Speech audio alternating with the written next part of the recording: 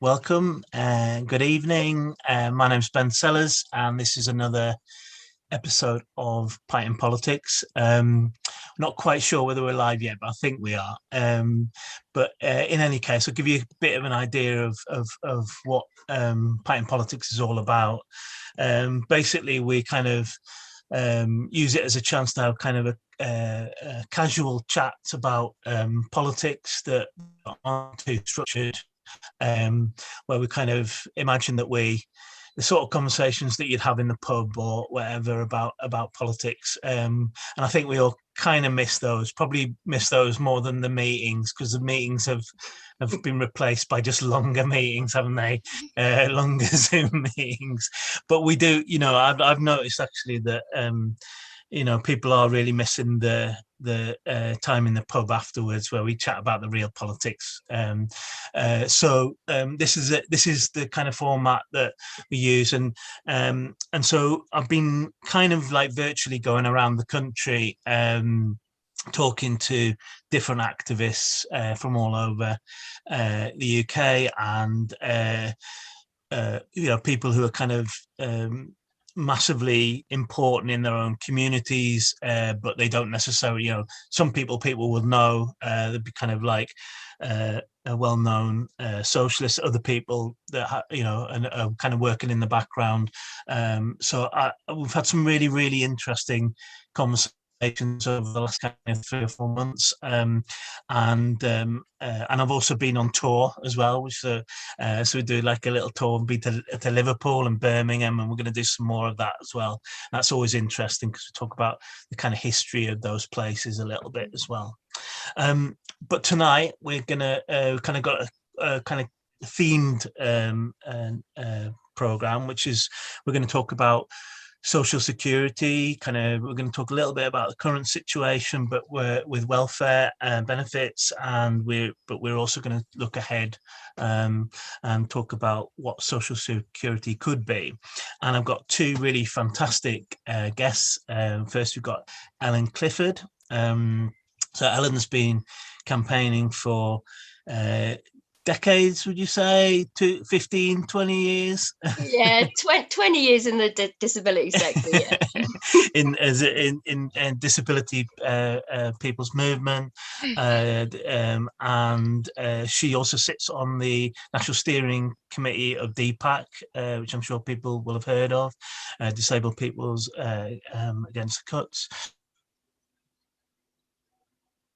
And she's a member of United Union, and does a lot of work to kind of build solidarity between trade unionists and people who are forced to live on benefits. And last year she also wrote a book called The War on Disabled People, which is published by Z Books, and we'll talk a bit about it. Ellen, you had a good weekend?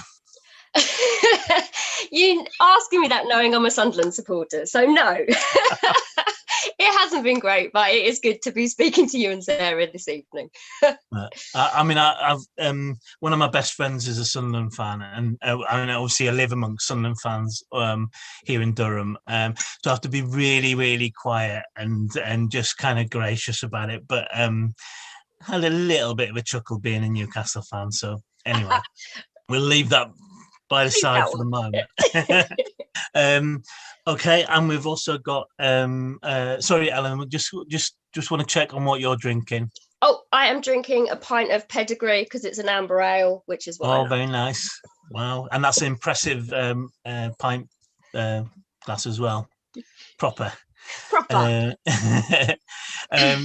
And we've got Sarah Batty as well. I know Sarah really well. We work together in Laura Pidcock's office, obviously, and Sarah's a welfare rights specialist, so she was one before she came to work for Laura, and I must say she's like seriously impressive on all of this stuff. Just build you up a bit.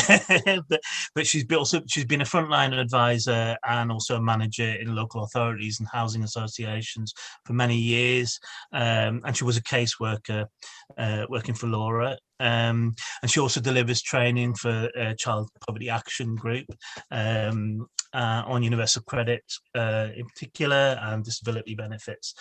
And she says on her I don't know if this was on your Twitter or your Facebook, actually, but I quite liked it. She's a Teessider, socialist, mother, welfare rights advisor, and clarinet player. Have you been practicing this week? Well, clarinet hasn't been practiced for like really quite some time because wind band hasn't been allowed to practice during Oh yeah, of lockdown. course. Wind bands are still banned. Yeah. So like of course when you've got nothing to aim for, you don't practice. And it's very naughty. I hope nobody from the wind band community is watching. Because Yeah. then your lip goes and then you can't play because you've got no Oh strength no. in your lip. But yeah. Well, my wife plays the trumpet, and she's always gone on about a lift, and they're very precious things, aren't they? When, but so, what are you drinking, Sarah? I'm just having a glass of red wine. And it's like just an organic one from Sainsbury's because I don't like to get a red wine headache. And apparently, if you get the organic one without like the pyrites, which are the preservatives, it's meant Yeah. to kind of reduce the risk of red wine headache. So I thought All right. yeah, that's what I've bought. Very nice. All right. And I have got a present from my friend Tom, which is coconut and kiwi sour IPA. Do you believe? Just it is actually really nice. It's lovely. It's very very refreshing. Okay, so I think we're going to get on with the discussion. I mean, just to explain. I mean, when I talked to Sarah and Ellen about this program, I was quite keen that we kind of talked about the future of what social security might be, because I think quite often we end up talking about the kind of crisis and the problems that there are at the moment, although we will talk about some of that, but we kind of end up like, you end up finishing on that within 5 minutes at the end of an event or a rally, and actually it's really important. And a few years ago, actually, me and Sarah took part in an event organised through Laura Pidcock's office in Durham about the kind of future of social security. And there was some really interesting. There was kind of workshop sessions within that, wasn't there? And I think it's just something that we should be talking about all the time, without kind of glossing over the problems. And I don't want to do that at all. We don't want to live in kind of this kind of idealistic world where we just talk about this kind of positive future. But it is interesting when you ask questions like that, why we can't have that kind of system. So hopefully we'll get onto that fairly quickly. But I just want to start with you, Ellen. Just one on terminology, because I think people do get a bit confused about this. So how would you describe like the system that we quite often call like the welfare state, or we call it the benefit system? I've kind of used social security or so far as well, but what would you use as a term? Yeah, social security. I think it's much better because terms such as welfare benefits do have those kind of connotations of dependency. And particularly for disabled people, we've been fighting for decades to move away from those kind of ideas of disabled people as like objects of pity. And I think disability is often seen as like a matter of personal tragedy within wider society. And so we're always trying to strive for kind of more empowered understandings of disability.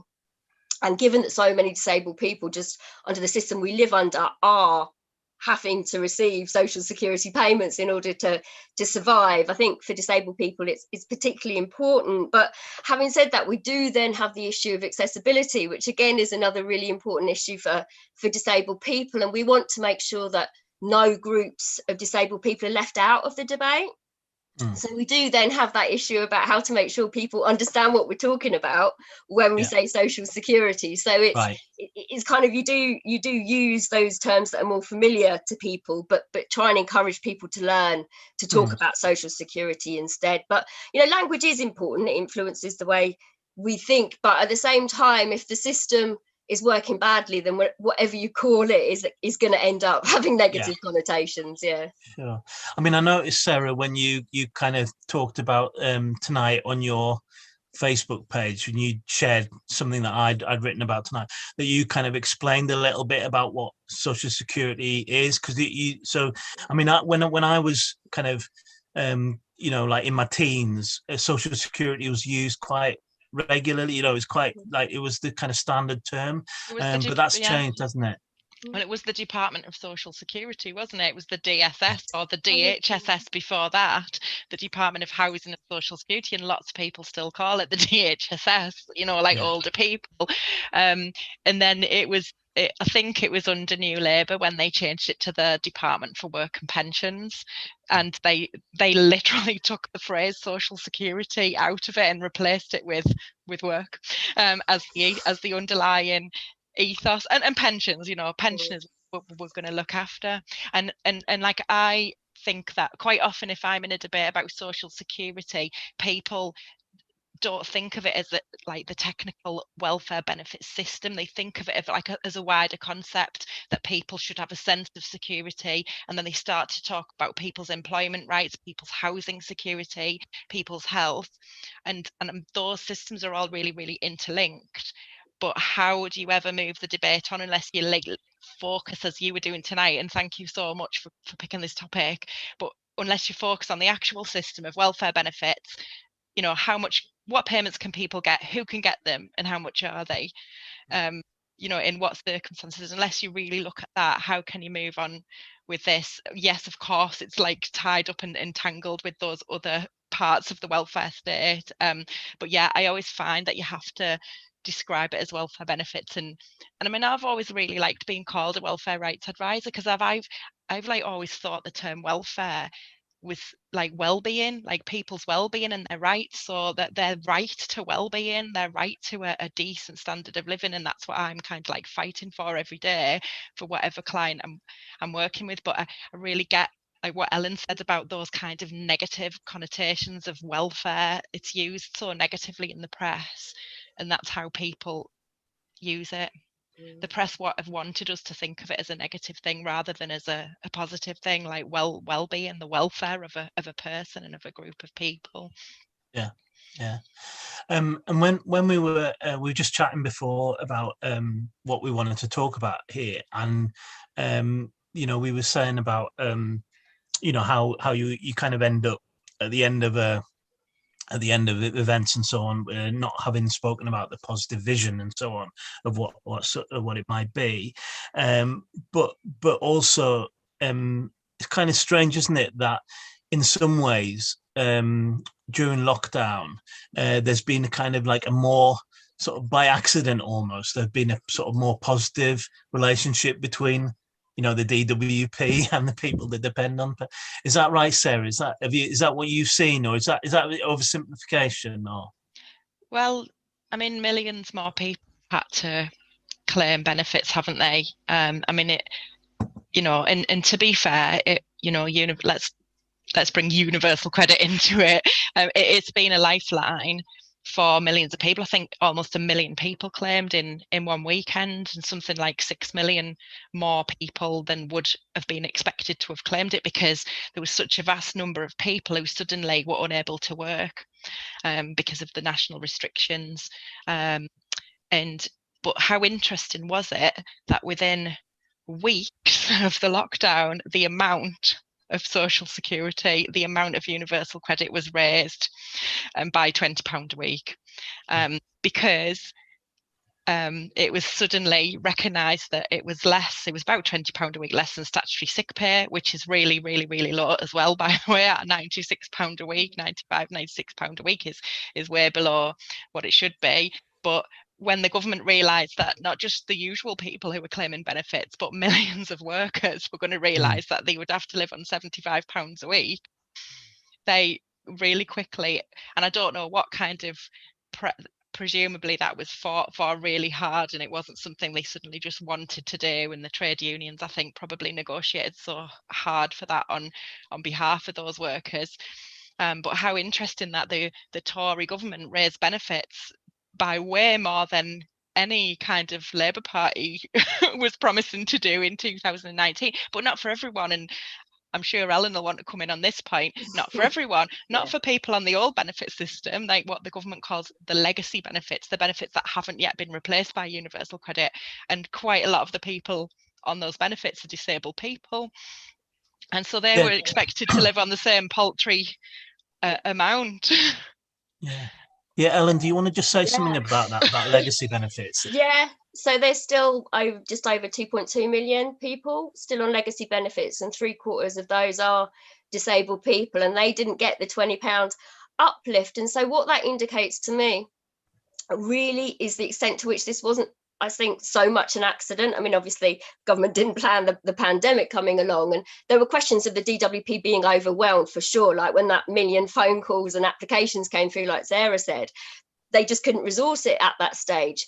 But the fact that they switched off these key questions overnight, these key kind of structures built into universal credit that were the things that we've been campaigning about for years now, just overnight they switched them off. So it's not just the uplift, they switched off the minimum income floor, and that's something for self-employed workers. So it assumes that every self-employed worker is earning full-time national minimum wage automatically, whatever you actually are earning. That got switched off overnight. Local housing allowance got raised, and then of course they switched off conditionality and sanctions, so nobody has to do those forced job search requirements that, you know, are so notorious for causing so many problems for job seekers, leading to really unfair sanctions.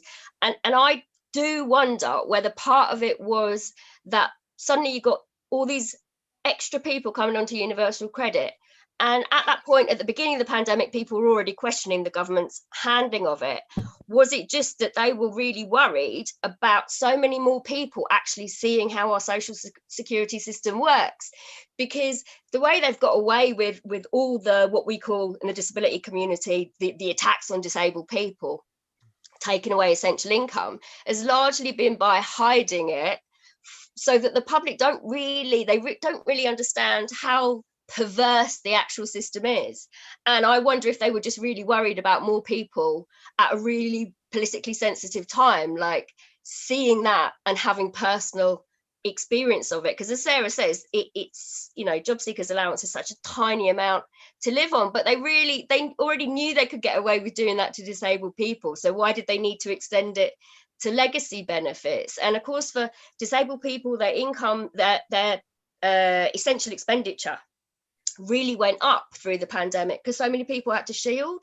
So you got the extra energy costs, you've got to buy PPE for your support staff coming in and out, you've got online delivery costs, which often there's a minimum cost involved. You can't go kind of, you know, budget shopping in the reduced aisle in the supermarkets, etc. So disabled people's incomes went up the most as a result of the pandemic, and yet they're the group that the government just have consistently refused to apply the uplift to. And it's been really hard for us because we can't do what we normally do, which is go out on the street. Yeah. The other thing they did as well was that people's disability benefits are awarded on these really short timescales, and they're constantly coming up for renewal, aren't they?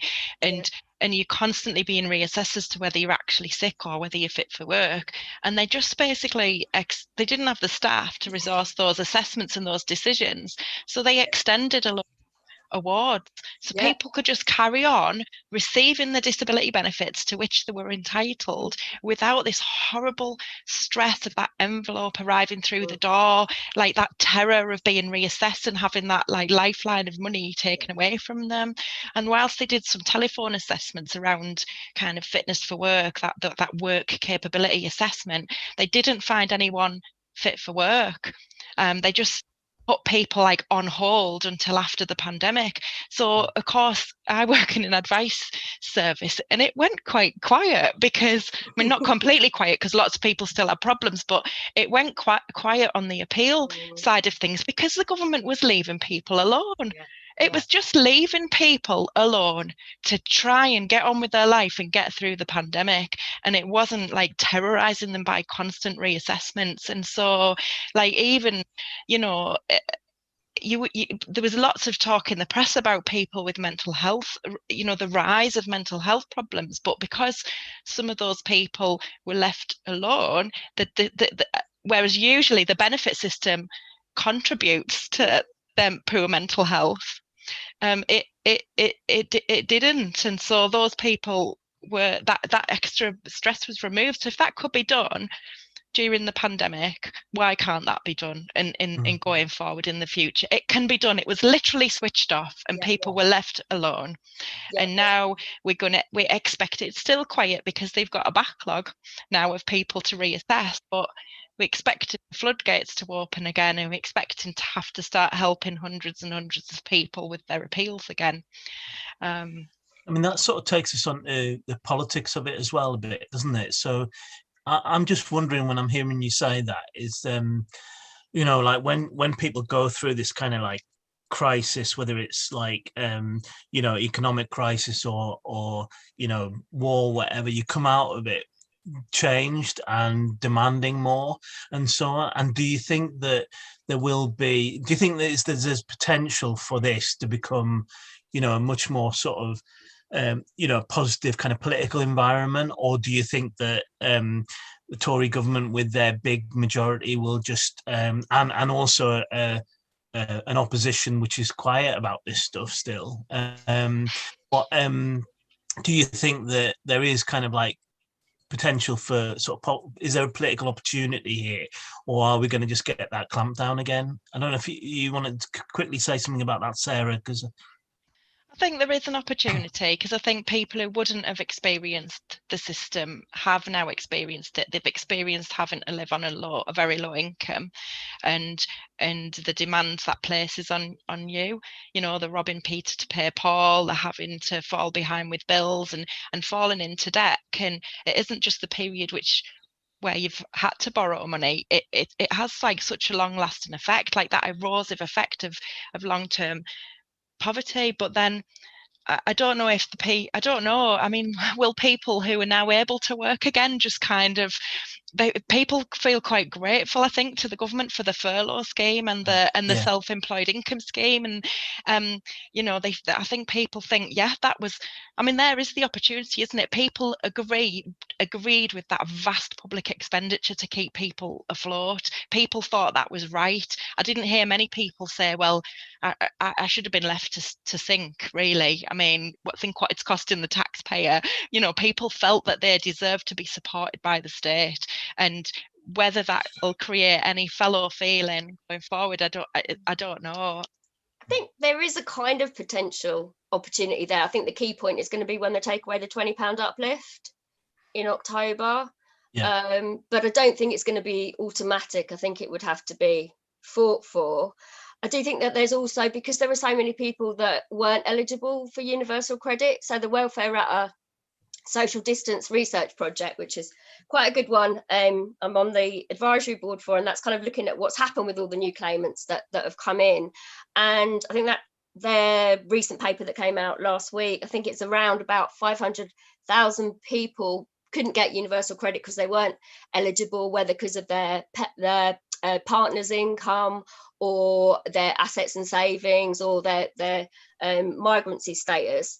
And then, I've heard a lot in the news about this group that calling themselves the excluded, who didn't benefit from any of the various schemes. So I do think there's been quite a lot of kind of people feeling left out and possibly kind of resentful against those who did. So you've got that aspect of division in there as well, which worries me. And then in terms of disabled people, who usually are kind of like the ones at the forefront of any campaigns about social security system, we're just still reeling from the pandemic. Like at least an absolute minimum 60% of deaths were COVID. 60% of COVID related deaths were disabled people, but we also know there were a huge number of additional deaths because people haven't had access to treatment. So we're kind of still grieving in a lot of ways, and we're burned out from having to fight the government so hard around their handling of the pandemic. So it's an opportunity that needs to be seized, but it's a question of who's got the energy to do it, I think. Yeah, because I mean, the book that you wrote came out just before or just around this time of lockdown, didn't it? And I expect you kind of, were cataloguing the ways in which, disabled people have been targeted, and what you were saying before about the way that a lot of the issues are kind of buried, so they don't get that public exposure. But I was just kind of wondering there about because I mean I know lots of, especially DPAC activists that were when me and Laura were down in Parliament, they would be there in the in Westminster, in the lobby in Westminster Hall, and fantastic kind of leading the fight. And I just wondered how the confidence of people that had been central to that kind of campaigning, how that's been affected by COVID. I don't think it's so much. I mean, our confidence for campaigning is still there. A lot of us do want to get back out there, but people had to shield. I mean, very few. I'm among one of very few activists who didn't have to shield.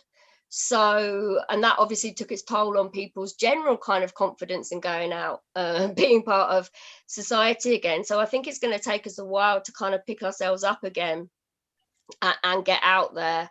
And then, of course, we have lost, people who were among the core group of activists. And again, it's getting used to just carrying on. I mean, disabled people tend to die prematurely anyway. So you have to learn, to lose your key members and find ways to kind of, make up for it. And you never stop missing them, but, you pick up and carry on. But this is a lot more people within a relatively short time frame.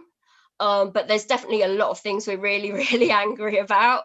So we do want to get out there. I think people would generally, anyway, after the 2019 general election, that was really the most dejected point for people, because they just thought, firstly, it was how could people, re-elect an even more right-wing Tory government after everything they've done to us. So I think that made people really despair about what are our actual chances of achieving the kind of change we need to kind of save disabled people's lives.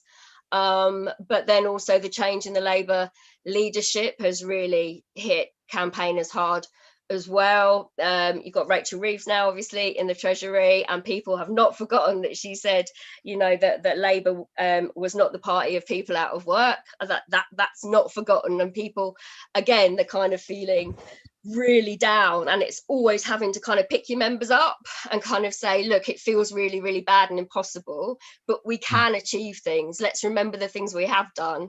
Let's get back out there and fight. But I think the point we're in now is it is increasingly difficult to get people's energies up to go out and do that fighting.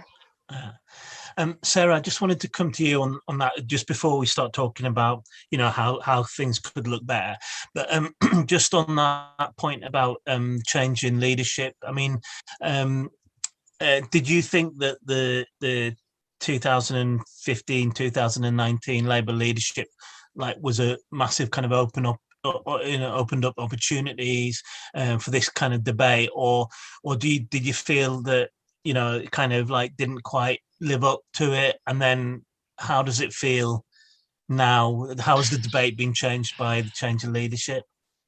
I mean, I just remember during Jeremy Corbyn's leadership, he would tell people stories at Prime Minister's questions.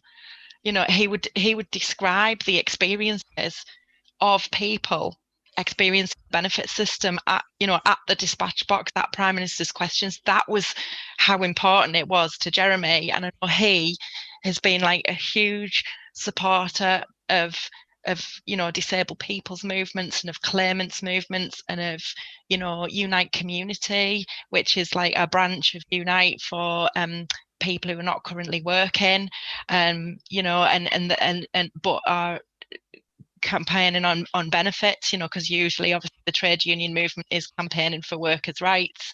And there was opportunities, and I think kind of several shadow social security ministers really passionately campaigned against the worst of the cuts.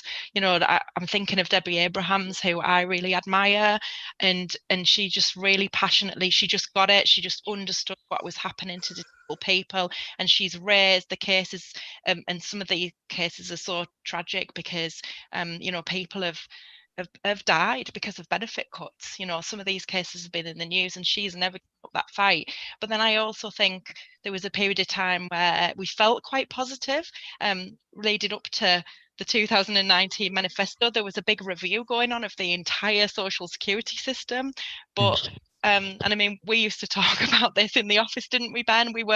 I think we felt disappointed with where that went. There was no big solid policy announcements came out of that from Labour. You know, Labour decided it was going to scrap universal credit if it got into power, which is one thing, but it didn't say what it was going to put in its place. So you know, I've never campaigned for the scrapping of universal credit. I think it could be adapted, but I completely respect the people who have experienced universal credit themselves and have campaigned for it to be scrapped because it's been so horrendous for them.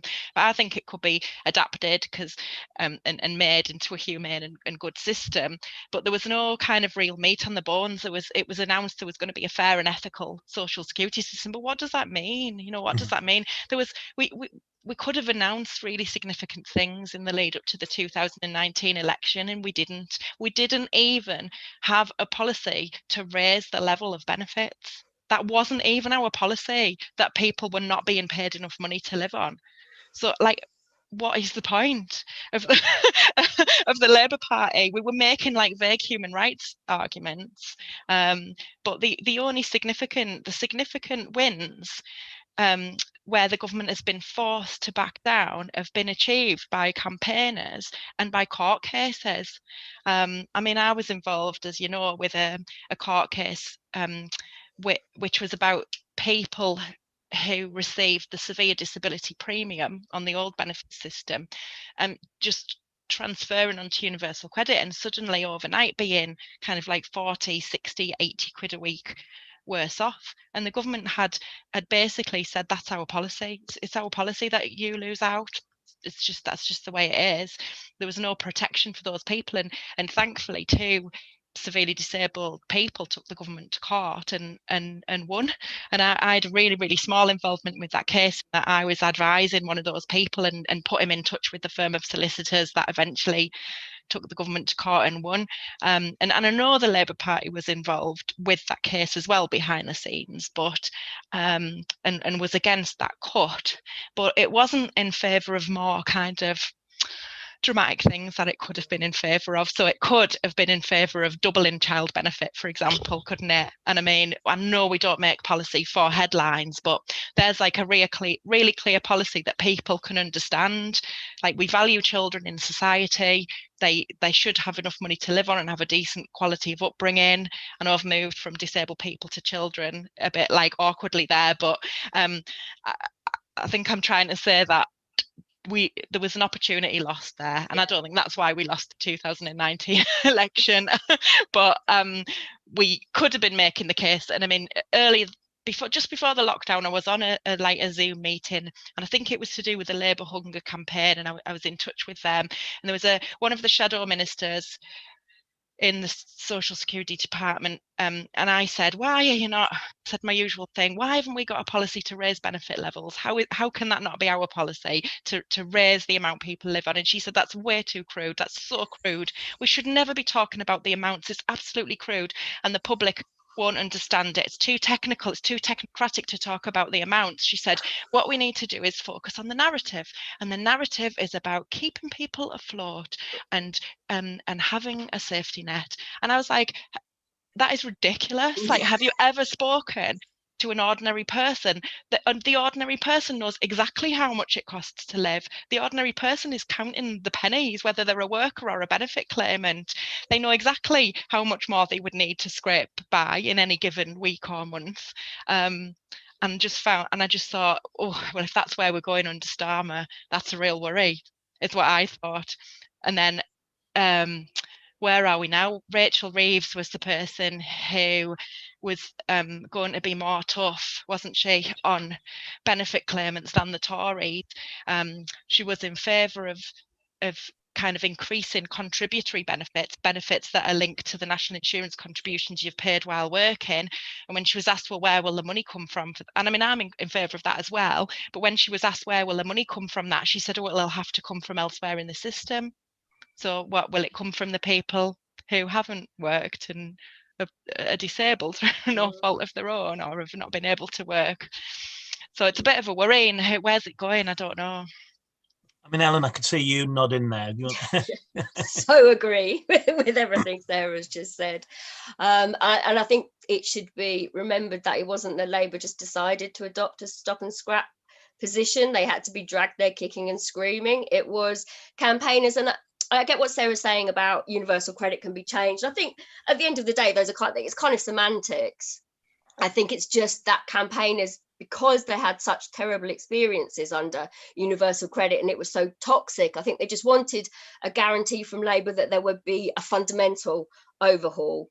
And because conditionality and sanctions are so entrenched, ideologically entrenched within universal credit, I think campaigners just wanted a form of commitment from Labour that they would move completely away from that to a much fairer system. But it was only by quite a lot of coordinated work we managed to get Unite to pass at its policy conference, to pass that it was, stop and scrap position. So it was, really coordinated work. And you think, well, actually that energy should have been going in fighting the Tories rather than getting Labour to change its position. And this was under Jeremy's leadership. And I think there was always that tension within the party between those MPs who were still there and had never gone away, that thought you need to be tough on welfare in order to get elected again. So it wasn't perfect then, and now we still do need to fight for that much fairer system. The other thing Sarah was saying about the legal challenges, and again that was been a big tool in the campaigners box since 2010 that we've used again and again. There was also, Sarah mentioned the severe disability premium court case, and then there was also one against personal independence payment about the attempt to limit the eligibility for people who experience psychological distress. And again, that was one individual woman who experiences severe psychological distress, who happened to have kind of the bravery and the support around her to go and take that challenge. And it's really difficult taking a legal challenge. And it has to be done within 3 months of a decision, the policy decision being made. So the chances of those cases being able to be taken are quite small. And that means that a lot of unlawful policy gets made and actually stands. And now we heard in the Queen's speech that that's being got rid of as well. They're going to look at judicial review, and that's an attempt to shut us down from being able to challenge government policy. Which is leaving us with fewer and fewer ways of trying to make the system fairer. I just want to kind of, as I said, sort of at the start, kind of move on to talk about, how we could, because I think one of the issues is probably within, even under Jeremy, I mean, obviously we're all talking here as big supporters of Jeremy Corbyn and the Labour Party as it was at that point, so it's not about that, but it's trying to delve into like why some of those things that Sarah mentioned and that you mentioned, why there wasn't that kind of radicalism on this agenda. So I suppose like the first question, Ellen, if I could just kind of get you to kind of outline what are the kind of like key sort of fundamental principles that might underpin like a decent social security system or safety net. So I'm actually involved in a project that's looked at exactly that. So it's a benefit claimant led project looking at what a new social security system would look like. So it's very solutions focused because we know all the horrific problems with it and the benefit deaths, as Sarah's mentioned. And very quickly we managed to agree a set of 5 principles. And so basically it's about having a decent level of income, having a fair system that treats claimants with dignity and actually listens to claimants' own versions of their lives. It's got to be, accessible. It needs to be, people want it to be a public service with rights and entitlements. And there also needs to be support for people to navigate through it. So those are the principles we came up with, and we did a big consultation.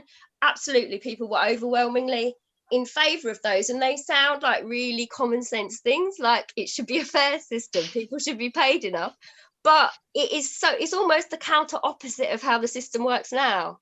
And I think that's that's really quite shocking. But I also think that in terms of building support, it's a matter of really educating the public about how the system works now, because I think a lot of people don't really, if you haven't experienced it yourself, then you don't understand how perverse and unfair it is. Piece of research by Ben Bamberg Geiger actually found that the public do not support the level of sanctioning that we have in this country. They just don't understand how severe the system actually is. Yeah. And Sarah, would there be anything? I mean, those are really good, sort of solid principles. Is there anything else that you would add to that? Well, there is we can look at a little bit at what Scotland have been doing, because in Scotland they have devolved powers under devolution around some areas of the social security system. And not all areas, not kind of the amount of universal credit, for example, but they have, one of the things they've got power over is the disability benefits. And whilst they kind of not planning to change the criteria for the main disability benefit, personal independence payment at the moment, or the amounts, what they have done is said that they're going to stop using the private contractors, private companies to do the assessments, and they're going to base the assessments on people's own medical evidence from their own doctors, evidence that they've already got, and not automatically put everyone through an assessment. So they will still have an element of assessment in the system, they've said, but just like listen to people and take people's word initially, and then go through an active evidence gathering process before they send you to like an independent assessor. And I just think that's like such an important move, isn't it? And Yeah. that in itself is so valuable. And what they've also done is they set up a new department.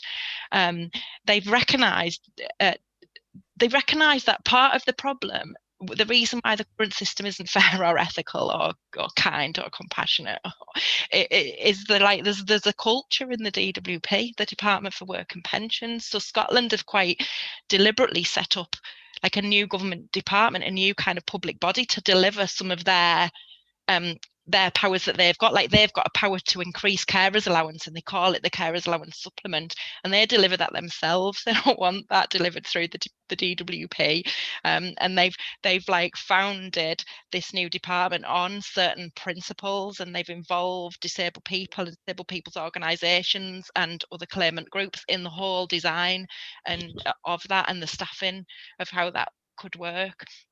And I mean, the culture, when we talk about the culture of the DWP, obviously we're not blaming any of the individual workers that work in the DWP who are workers like us. But because the culture comes from the top, doesn't it? It comes from the government. It comes from government ministers. At the end of the day, they set the tone, and then the senior civil servants set the tone. And within that organisation, there'll be people who are more sympathetic and people who are less sympathetic to claimants, but they're working within like a culture and a system. So that's one of the things I think would be really important. If you were going to set up a new system, I would just like scrap the DWP and like create a new organisation from scratch based on principles of fairness, equality, compassion, dignity, listening, respect, and like all staff be recruited into those roles on the basis of how they could deliver that system and deal with people. Because some people's experience of the DWP being bad is poor decision making, the actual decisions, the legal process, and some of it is how they've been spoken to and treated. So there is like some good examples there of how you could approach setting up a new system. But the political will has to be there, and I think the way that culture of hostility towards claimants has been so embedded within the DWP is to serve a purpose of disciplining claimants. I think it's part of, well, disciplining unemployed workers, so that when they take their jobs, the jobs that are available that are low paid, low control, they will already have been disciplined to experience unequal power relationships, to have had the confidence knocked out of them, and to not argue about it. And of course, the byproduct of that is that there are many disabled people who can't meet the claimant commitments, who aren't able to do all the things the work coaches have been asking them to do.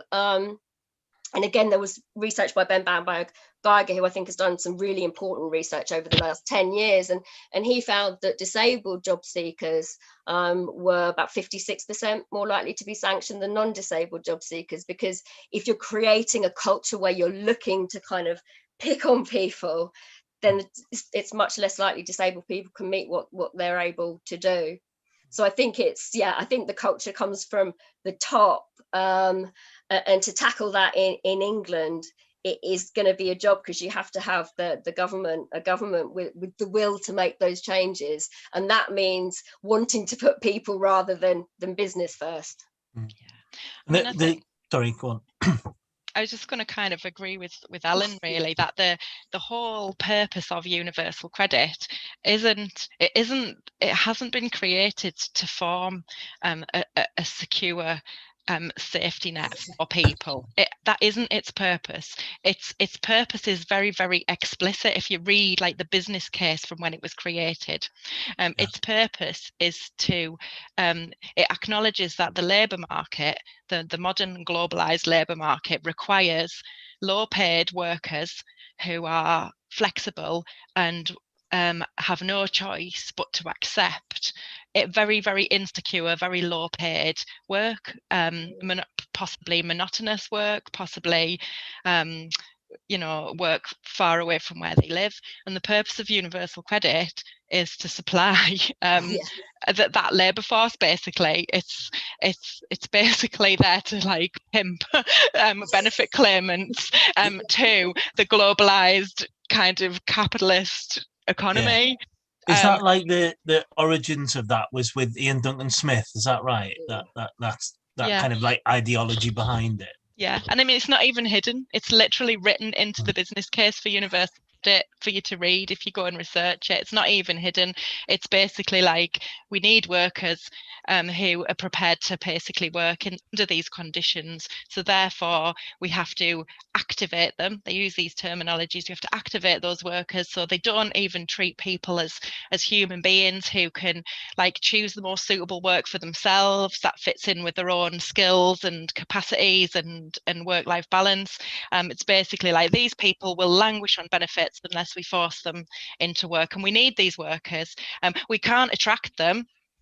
Normally you would, if you need workers, you should attract them, shouldn't you, with decent pay and interest in work. That's what most workers are looking for when they scan in the labour market.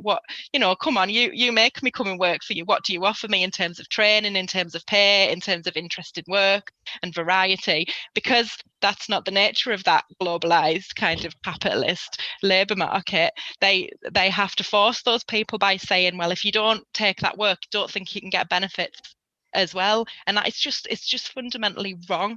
That's the purpose of it. Most people want to work, who are able. People who are able to work want to work. People who have disabilities want to work within their own capabilities, but they know themselves and their own limitations. People know their own work-life balance if they've got children. The emphasis should be completely changed into the supporting people to find appropriate employment and just give them enough money to live on while they do that. What is wrong with that? What is wrong with people having enough money? And I think as well, like, the fact that you're forcing people to live for long periods of time in these like insecure conditions on such a low income, think of the impact on people's health and well-being over a long period of time. So why do we value like the NHS, which maintains people's health and has a similar level of expenditure to social security does? It's about 250 billion or something. Social security has a similar level of expenditure. We accept that the health service is there to maintain the health of the population and keep us all well, but we don't accept that an income system is there to keep us all well. Why is that? There's this embarrassment and discomfort about giving cash rather than giving medical treatment. Is seen as like, everyone deserves medical treatment. I know it's not quite as straightforward as that, because there's all of those horrible arguments about why certain people don't deserve treatment, but why do people not deserve cash to maintain their own health as well and keep them out of poverty while they live their life and make the choices that are necessary for them, or get through a difficult period of time? Alan, this is this is the stuff that you wrote in your book. I mean, I read a summary of it. I'm going to order it and I will read it. But that this is a sort of like, because you look at it in terms of the sort of global sort of capitalist structures and stuff, well, don't you? Yeah, yes, and looking at the reasons behind the welfare reform agenda, and I suppose trying to make the argument that it's not just a particularly nasty group of Tories got in and did this, but that, you know, even under, you know, Labour governments, you've got these similar issues because we're operating within the parameters of a system that puts profit before people. And so the reason why you've got to make a life on social security so unbearable is because you've got to make sure that it's a worse experience than being in those low-paid jobs as the conditions are getting worse and worse. As the conditions in work get worse, the conditions in the benefit system need to get worse so that people won't be choosing the easier life, as it's put, when actually what we're talking about is avoiding situations where your health is getting worse, where your mental well-being is getting worse. I think also I mean, in this country, we've obviously got universal credit, but I think in 2019 that the World Bank was actually recommending for countries other than the UK universal basic income as a way of being able to facilitate a much more insecure labour market. And I think a report from the OECD said, apart from the UK, it wouldn't actually work there, and they've got universal credit, which kind of does the same thing anyway. But I think so within Disabled People Against Cuts, we've actually not been really attracted to the idea of a UBI as an alternative to the current system. And I know that that's really grown in popularity as an idea because of the fact that people are struggling financially, and because the welfare benefits system, social security system, has been made such a nightmare, such a bureaucratic nightmare. And again, to me, that's deliberately so to kind of put people off, but also to discipline claimants and unemployed workers. However, although when kind of people who support a UBI will often talk about it and justify the need for it on the basis of some of the, you know, the really awful things that have happened, particularly to disabled people under the current system, when you actually look at the details of what that universal system would look like, then they'll say, oh no, disability benefits will have to stay completely separate parallel system, which obviously disabled campaigners are, well, hold on, the reason why we need a different system is to make it better, you know. And I think we're worried by anything that kind of says, well, you'll be fine, but actually, you know, without providing us the detail of how we'll be fine. You know, we were told no one would be financially worse off on universal credit, yet hundreds of thousands of disabled people and families containing disabled people are worse off. So, you know, I think disabled people have learned, no matter where that message of reassurance is coming from, not to trust it until we've seen the details ourselves. And I think when we're looking at, if we're looking for a new system that's based on principle of need rather than contributions or citizenship, means tested systems they do make the money go further, and they can be more effective for doing things like tackling poverty. So I think the developments in Scotland, like Sarah was talking about, they're really interesting because they're kind of exploring where things can go and almost putting into practice some of the things that we're, you know, toying with, thinking about how could you make a better system. And they had a feasibility study for basic income pilots advisory group, I think, that some disabled people were involved in. And the findings from that was that actually you'll be lifting quite a lot, you'll be lifting fewer people out of poverty with like equivalent amounts of money. So I think they were saying that the pilots they reckoned would cost about 186 million, and it would pull about 3,000 to 4,000 people out of poverty. But they've also got now in Scotland a child payment and of £10 a week per child, and that would cost about 180 million, and that would pull about 30,000 people out of poverty. So it's kind of making your money does go further under means testing. I know that the principle of universality is very important to people, but I think disabled campaigners, I think we're kind of more interested on trying to focus, I suppose, as a priority on those who are most in need and making sure they're okay first, I think. Sarah, you were saying before the program that you were kind of you had some like doubts about UBI as well as an answer to all things. I mean, obviously these things are very complex, aren't they? And quite, there's lots of different there's different ways you can apply universality to some benefits and not to others, and so on. But you don't necessarily think that's like a magic bullet. No, it isn't, and when kind of politicians or people just throw it in at the end of a debate when you're asking for policy solutions, and they just say, oh, well, let's pilot universal basic income. That's not a policy solution. Piloting something that's really, really complex, you can't pilot it properly anyway, because the whole point of a genuine universal income, the whole point of it is that you've grown up with the security of knowing that it's there, and that you can make your life choices around this basic income, and that it won't be taken away. So some people might choose just to live on that meager amount and be left alone by the rest of society, and some people might use that as a basis to study and improve their prospects, or just study for the joy of studying, because art and things like that are so valuable to our existence. Some people might use it as a basis for part-time work or for entrepreneurship. Somebody with a disability might want to be able to work a certain number of hours, or kind of not on a regular basis, so that would give them just a level of security. But a real true basic income, you'd be able to make all your choices knowing that that was there like the whole time. Like, so I don't really know how you pilot it, but obviously I'm very, very interested in the pilots and what they show. But what I am in favour of is like the removal of conditionality from universal credit, and by conditionality we mean the work-related requirements, that forcing people to spend so many hours a week looking for work, or to take up certain work, or to go on certain mandatory training courses.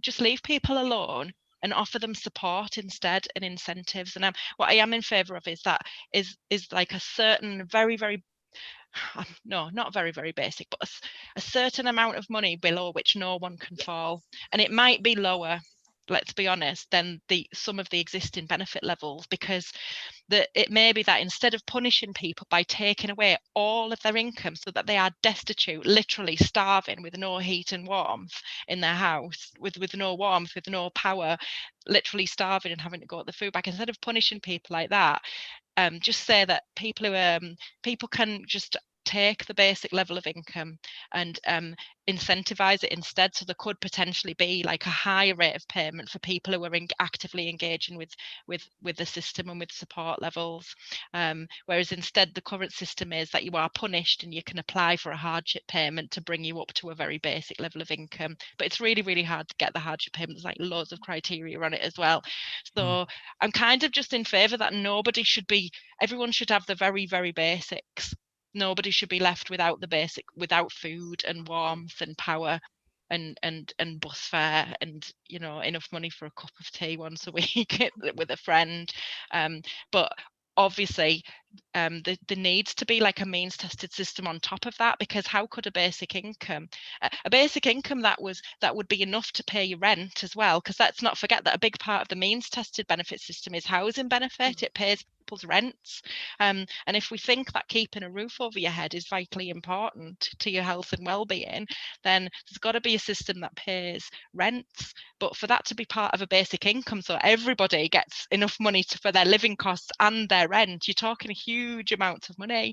So if those kind of levels were politically achievable, then you would want even massive transformations in the economy, wouldn't you? If you had the political ability to achieve a basic income that was enough for people to live on at a decent standard of life and pay the rent and accommodate people with disabilities as well, you'd be looking at unbelievable scale of political change, like a massive overhaul of the tax system. So I'm in favour of, I know it's a bit like of a cop-out to say I'm in favour of incremental change, but I just think realistically and pragmatically you could have sort of like a hybrid basic income system where there was still means testing, And there was still some criteria that people have to go through, because at the end of the day, I think the public supports a fair system. The public wants fairness. It wants the money to go to those who need it. Lots of people on a good income don't know that they don't need benefits and they don't want them. But they want people on a lower income to be supported. They just want it to be fair, though. They just want there to be some rules around who gets it and who doesn't, and that those are adhered to and applied humanely, and I think that's what most people want. When I come across people who have like resentment of other claimants, and obviously in my job I speak to lots of people, usually where there's a problem is when they come. So people who are getting all the benefits and haven't got a problem don't obviously come across my path. But so I do have like a negative my views are a bit skewed by that negativity. But people who are complaining about other claimants, so people who are complaining about migrants or people of a different ethnic background, or people who they perceive not to have a disability but to be receiving disability benefits, who are people who they themselves have been treated unfairly. So they've had an expectation of support from the system because they're unemployed, or because they're unable to work, they're unwell, or whatever situation they're in. They've had an expectation that they would be supported, and then when that's fallen through, they've been shocked, and they've like resentment bubbles up, and they look, who where's the money going then? If I'm deserving, I've worked all my life, I've paid into the system, and yet I can't get anything. So who's getting this money? And then like a resentment, and obviously there's that resentment has been fermented, hasn't it, by the right-wing media over the decades that have preceded this. So it must be immigrants, it must be her down the road who gets disability benefits, but there's nothing wrong with her. Look at her, I've seen her in the street, and I think it comes from that they've been treated unfairly, and then they're baffled by the system. They think this can't be a fair system, can it? Whereas if there was a fair system, I think people want fairness. They accept criteria, but they want fairness. Just to say, we're kind of we've been talking an hour already, which is wow. But I think this is really interesting. So if you both, as long as you haven't got other things to go to, I'll just suggest that we carry on for 10, 15 minutes or whatever, because there is some really interesting stuff that I want to get to as well. So Ellen, just Sarah started talking about like maybe kind of structural changes, and we talked about the principles. I know all too briefly, because you can't cover it. These are discussions that just need to happen all the time, don't they? But like if we're thinking about sort of practical stuff about a new system, a different system, like Sarah said, maybe scrapping the DWP altogether, and then kind of what. I know you've probably been doing this in your work, kind of also about structure and things like that. Is there a problem with the structure? We talked about culture, we talked about principles, and then there's the kind of structure, the sort of whole department work and pensions, and should it be more linked to job centres and career advice, or that kind of world? Yeah, I mean, the DWP has so little credibility with benefit claimants now. I think most people are agreed that they want social security covered by a different department, basically get rid of the DWP, but that they want employment support somewhere separate, so that it can't be linked to, you're not going to get your benefit payments unless you engage in this work.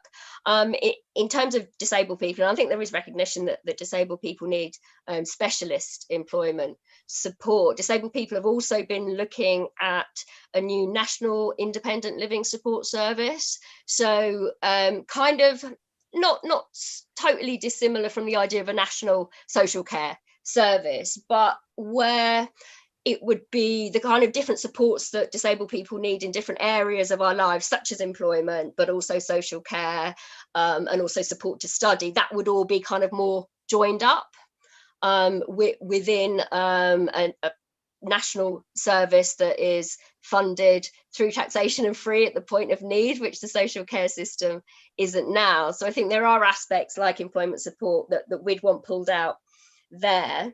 Yeah. And then through, like you say, my paid work with the Commission on Social Security, looking at what that might look like. the initial proposals from that, which again, we had really good response. This is a question that people really want, urgently addressed and are interested in engaging on.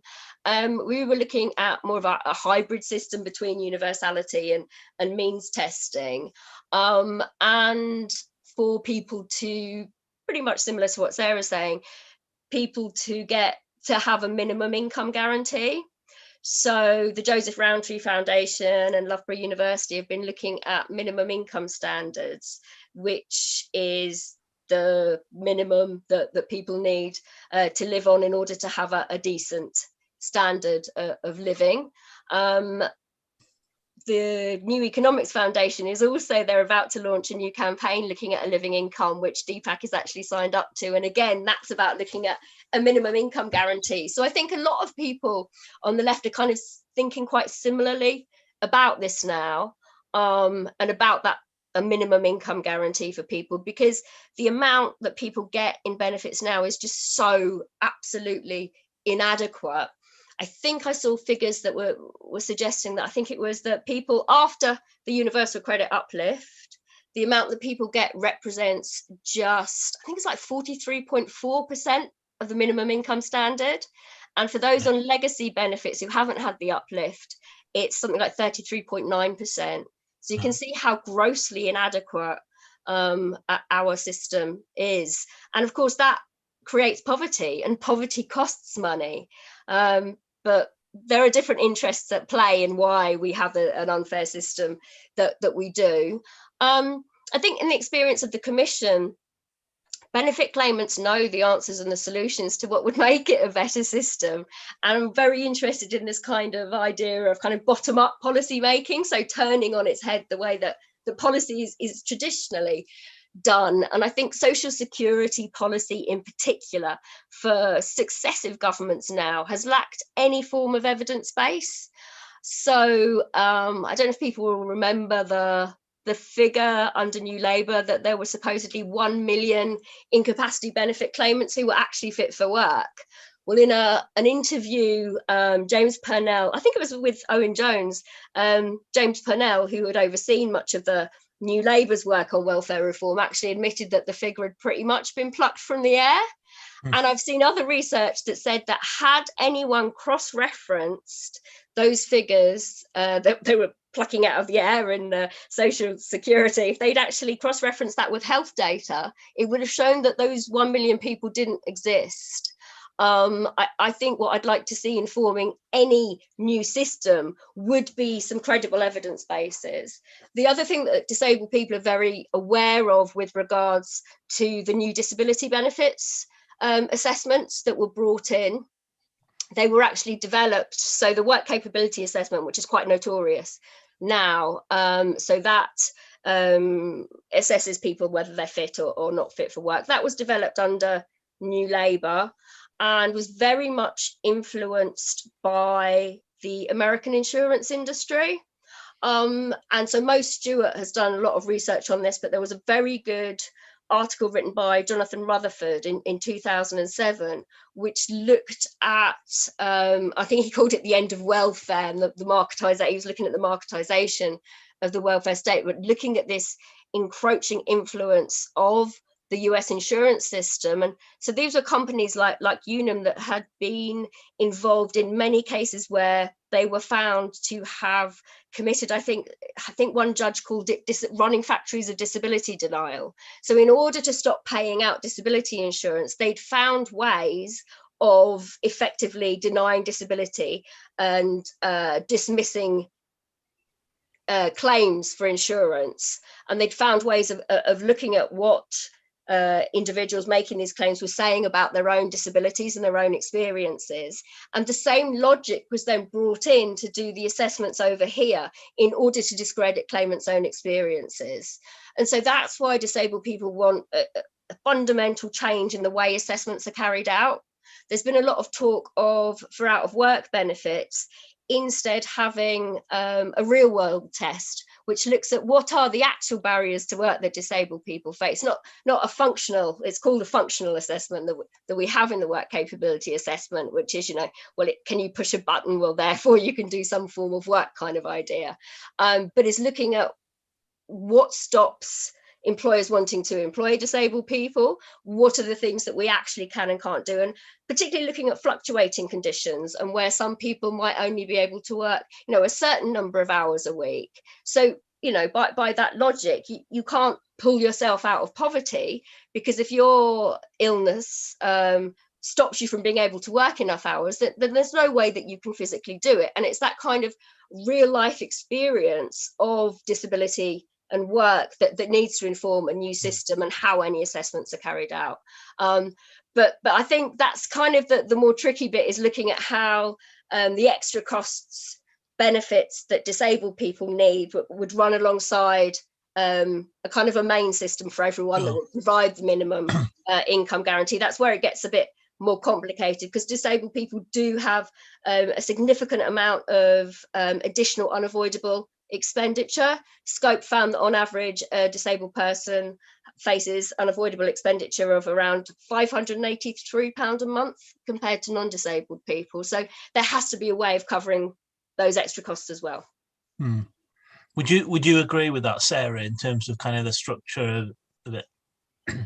Yeah, I mean, I can really relate to why disabled people would want like that whole test, that work capability assessment, to be reformed, because it's just this kind of functional assessment that looks at kind of like the way different parts of the body can move, whether you can lift some of it, like some of it's about, can you lift a carton of milk from one end of the work surface to the other, and it just is so, it's just a bit dehumanizing really for people.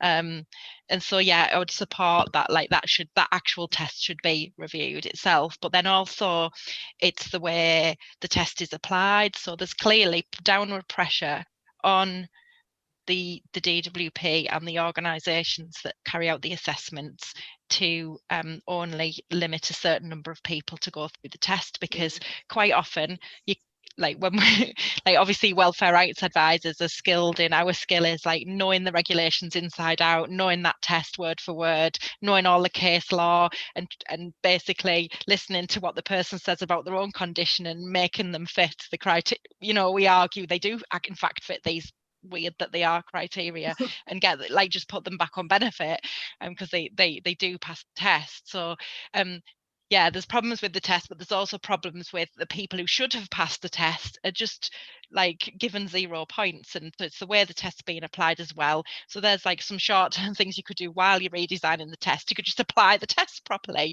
and make decent quality decision making, and also make advice and advocacy available to people, because lots of people need help to navigate this system and find it difficult, and want an advocate fighting their corner, but advice services have been cut and slashed because of cuts to local authorities and cuts to legal aid. So those services that helped people fight those unfair decisions have been very, very much reduced. So that's another part of the system. And I mean, I would say that, wouldn't I, because I work in that industry. So but that's a really valuable service to the people whose cases that we win. Otherwise they would just be fighting this legal system on their own, this horrible system. But I think it is important still to have means tested in work benefits, because some people can only work a certain number of hours at a certain time during their life, and there's nothing wrong with having an in-work top-up for that reason. I mean, that was a positive thing I thought that came out of New Labour, and I know tax credits were Gordon Brown's kind of invention, but it was significantly redistributive. It was a socialist policy, I think, because it redistributed money to people who were in low pay and on a low number of hours, and it accepted that not everyone can work full time. If you're raising children, if you've got a disability, you might not be able to work full time. Why should you? Just get the top up, and that might just be, it might just sustain you, or it might build on something in the future. If you're someone with children, your children are going to grow up, aren't they? And then you are still in the labour market and you've retained your skills. And I think when we talk about like what direction should the changes come from. And I just think the trade union movement is really important, as well as a movement that can create change and create positive policy ideas. But quite often when you talk to trade unionists about social security, like they're against means tested benefits that top up low paid work, because they see that as a problem, because they see low paid work as a problem, and they immediately switch the conversation to that, and they say but that was only brought in to kind of, it was a stick and plaster over poverty, and it wasn't addressing the causes of poverty, which is also true, isn't it? It was basically New Labour kind of accepting that economy and finding like a compromise. So I just think both of those things can kind of be true at the same time. Like, yeah, absolutely. let's not throw the baby out with the bathwater. Like, while we're transforming the economy and transforming workers' rights, can we still have the social security system, please? And can we still have a conversation about that? And I just think if workers, and especially like industrial trade unionists, and if they couldn't understand and get involved with this debate and add their voice, it shouldn't just be like a niche branch of Unite community that's fighting on its own and struggling to be heard. The whole trade union movement should be behind this and like adding their strength to it.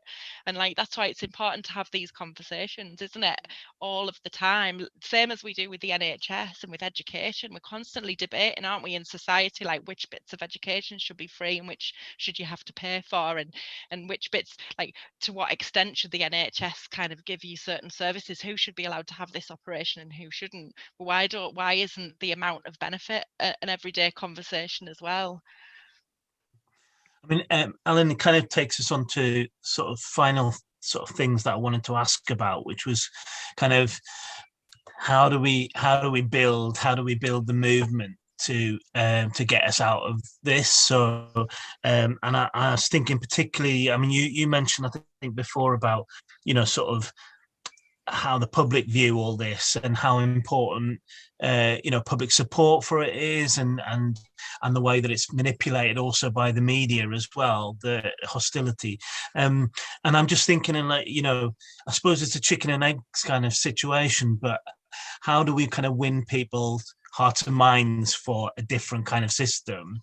And can there be, I mean, was the vision of like, say if it had been more radical, was the vision of a Corbyn government to kind of impose it on top of that public opinion, or would we always have had to build from the bottom, as you kind of mentioned before? Yeah, I mean, I do think that politicians are quite influential when it comes to framing the narrative on social security.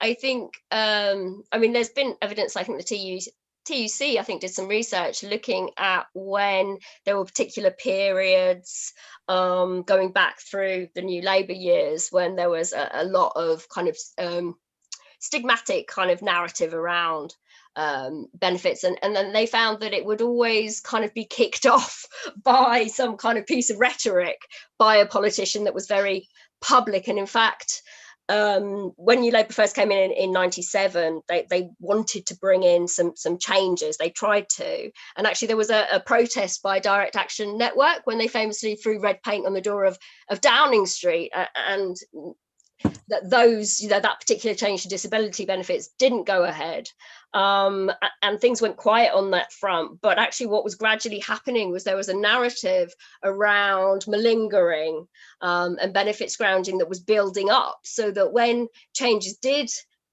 get brought in much later, towards before the coalition government came in, it was much easier because the public had become convinced that the social security system was broken and that it was in need of radical reform, and that there was hordes of scroungers who were taking all the money. So I think what we do need leadership on how social security is framed and communicated to the public.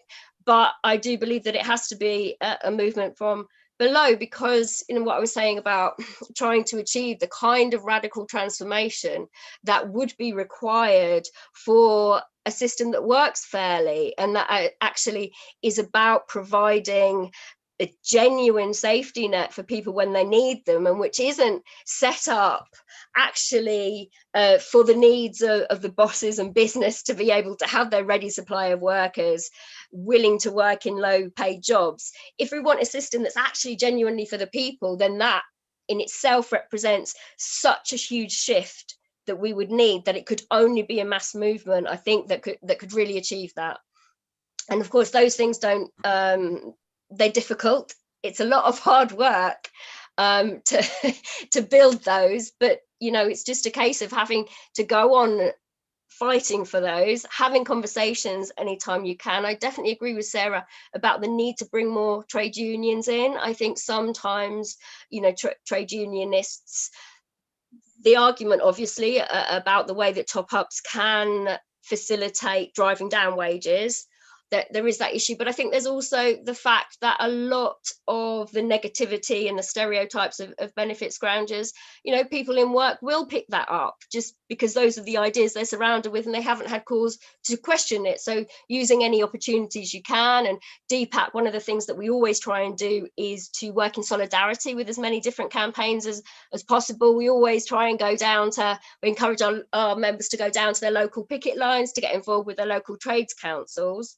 so that we're able to have those dialogues between claimants and workers, because at the end of the day, we do have a shared agenda. But I think in kind of building those kind of grassroots movements, sadly, it just can be a hard slog, but I think you can achieve things when you do that. And I think that we did, although we never obviously stopped the Tory government and what was happening with austerity and welfare reform, there was a decade and things just kept getting worse. We did manage to shift some things. I think that now, for example, I think the majority of people do understand that austerity was a political choice. It wasn't a necessity.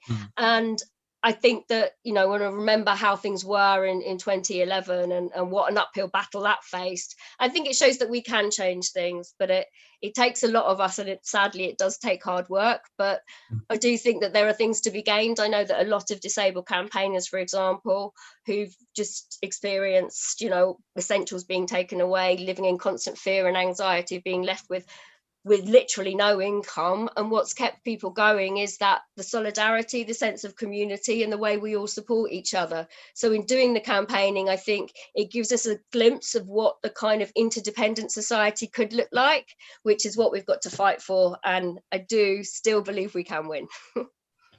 Right. Sarah, I know me and you have talked about kind of the blows that we've taken in terms of our politics and stuff over the. Do you still think that there's like hope to build that kind of movement, and how difficult is that going to be? I think the Labour Party does need to take the lead, and I think politicians have to lead and not kind of panic about what a focus group might say, a focus group that might have been influenced by decades of negative media. I think politicians have to do what's morally right and what they know is right and what the evidence is telling them. So the evidence is really clear about amounts of benefit and the impact on health and children and housing security. The evidence is really clear about how assessments of disability and capability for work are carried out, and whether those tests should be replaced. The evidence is there about sanctions being just punitive and harmful, and that a much less conditional system should be in place. But these are like complicated issues. There's no easy answers. Politicians should get stuck in and come out with some actual policies and sell them to the public. They should take the lead. You've got to be prepared to explain your ideas and get people on board if your ideas are going to lead to a fairer and more just society, instead of taking the lead by what you might have heard on the doorstep by someone who hasn't really ever thought about these issues particularly and has no experience of them. And that's what I want to say. And I do support like the kind of the protests I really admire DPAC and what they do, and to really kind of forefront the horrors that people have experienced, and like we're in our profession very legalistic in a way, and we're just dealing with individual cases and trying to get them overturned, but to actually highlight the gross injustices of hundreds and thousands of people is really, really powerful, and I'd love to see more of that and would support it as well. So we've gone well over, and I'm gonna have to close the pub. And it's getting very dark actually in my loft, and people are moving around. But I did want to just kind of like end on just an opportunity for you to very quickly say where people should find some more resources, reading on this, and if there's anything that sort of, I mean, obviously, Ellen, people should read your book, to let people know where they can get that from. Yep, so the book, The War on Disabled People, Capitalism, Welfare and the Making of a Human Catastrophe is available on the Z Books website, but also through any bookshops. I think things I'd encourage people to read or look out for more information. So the New Economics Foundation, they have their Living Income campaign. There's a section on their website that's all about that. I think the research that has come out from the Welfare at a Social Distance project, and they've got a website, I think that's very interesting just in terms of the cohort of new claimants and their experiences, and what that shows us about how actually a different social security system is very possible. If you just turn off some of the things that they insisted on putting in universal credit. And then the Commission on Social Security's website, and that's commissiononsocialsecurity.org. And that sets out what our initial proposals are and how you can get involved in having a say on that. Yeah. Also, of course, the DPAC website. And Sarah, you were involved in Commission on Social Security as well a bit, weren't you? So presumably you recommend some from that, but anything else as well? Or just if people want to research kind of their individual rights and within the benefit system, within the social security system, Citizens Advice has a really good website. Child Poverty Action Group runs fantastic test cases and wins some of them and loses some of them. Against the cuts that have taken place since 2010, their website has got lots of information as well. And there's a really good organisation called Benefits and Work, which has really got excellent resources for people trying to fight their own cases and help others who are facing kind of the stings of the benefit system as well.